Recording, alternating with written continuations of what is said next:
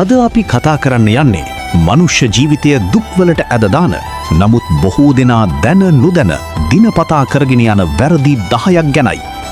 ඔබට හිතනවද මම කෙනෙකුට කිසිම අහිතක් කරනවා කියලා? කොහෙත්ම නෑ. නමුත් අපිට නොදැනිවම වචනයෙන්, හිතෙන්, ක්‍රියාවෙන් අකුසල් සම්පාදනය වෙනවා.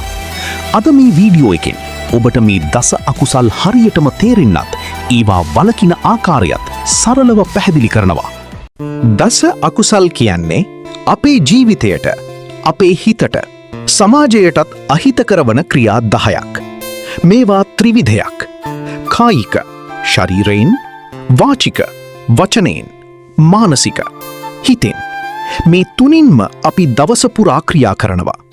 ඒ නිසාම අකුසල් සම්පාදනය වෙන්නේත් මේ තුනින්මයි. කායික අකුසල් 3ක් තියෙනවා. 1. පානාතිපාතා, ජීවිත නසා දැමීම. මේ කියන්නේ සත්තු මරා දැමීම, අනුබලදීම. විශාල සත්වයන් පමණක් නොව කුඩා පණුවන් දක්වා.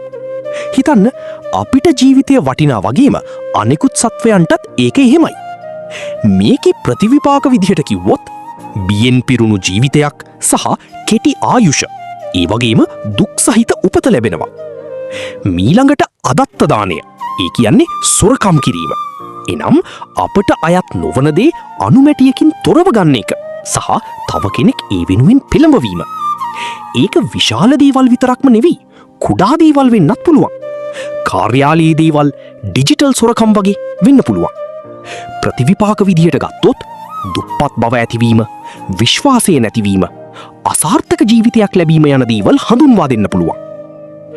මීළඟට කාම මිත්‍යාචාර ගැන කතා කරමු.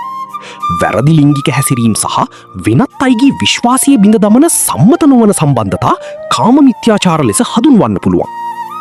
එහි ප්‍රතිවිපාක ලෙස පවුල් විනාශ වීම, හිතේ නොසන්සුන්තාවය සහ සමාජීය අගෞරවයට පාත්‍රවීම දැක්විය හැකිය. වාචික අකුසල් 4ක් තියෙනවා. ඔයාලා දන්නවද ඒ මොනවාද කියලා? ඉන් පළමු වෙන්න මූසාවාද, බොරු දේවල් කතා කිරීම. බොරු කියන එක කාලයත් සමගම ජීවිතය විනාශ කරනවා. එහි ප්‍රතිවිපාක විදිහට විශ්වාසය නැතිවීම, මිතුරන් අහිමිවීම පෙන්වා දිය හැකිය.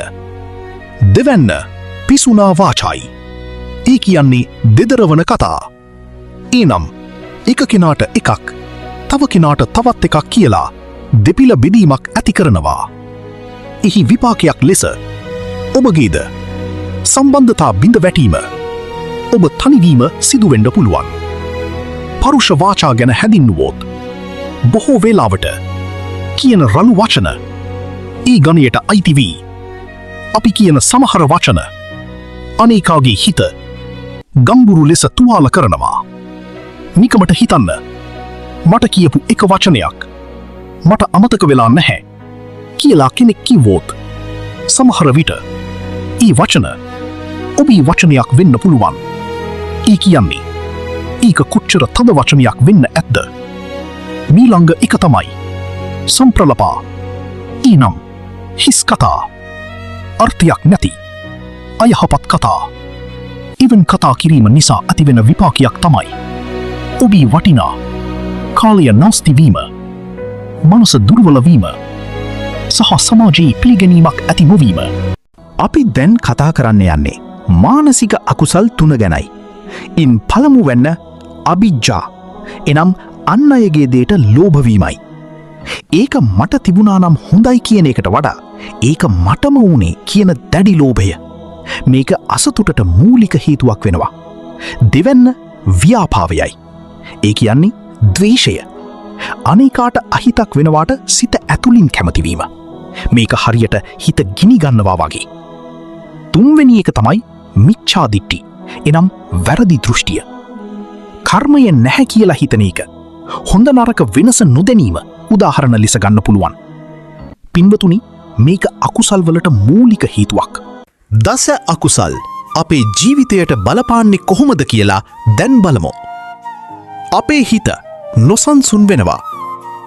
සම්බන්ධතා බිඳ වැටෙනවා. ජීවිතය අසාර්ථක වෙනවා.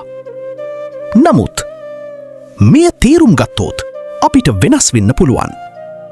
විසඳුම විදියට දස අකුසල් වලට විරුද්ධව දස කුසල් වර්ධනය කරන්න අපට පුළුවන්. ඒ කොහොමද දන්නවද?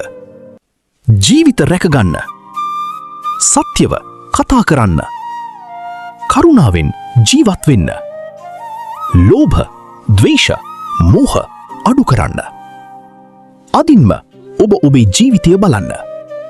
මම මේ අකුසල් කොච්චරක් කරනවද? ඒක හඳුනාගන්න. අඩුම එකක් හරි අඩු කරන්න. එක දවසින් ඔබේ ජීවිතය වෙනස් වෙන්න පටන් ගන්නවා. මේ වගේම ධර්මය ගැන තවත් වීඩියෝ බලන්න චතුරංගනි channel එක subscribe කරන්න. ඔබේ අදහස පහලින් කොමෙන්ට් කරන්න. like කරන්න. bell icon එක ක්ලික් කරන්න. ඔබටත් පවුලේ සියලු දෙනාටමත් තෙරුවන් සරණයි.